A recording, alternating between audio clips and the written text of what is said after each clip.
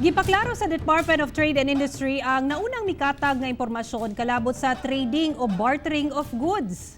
Sigon sa pagpaklaro sa DTI nga ang ginapasabot ni Secretary Ramon Lopez nga legal mao ang trading sa o barter trade sa hulo-sulo ug tawi-tawi. Busa ang barter activities gawas sa maunay isgutang lugar, mga illegal ilabi na kung kini gihimo isip negosyo apan walay labot ang local barter trade.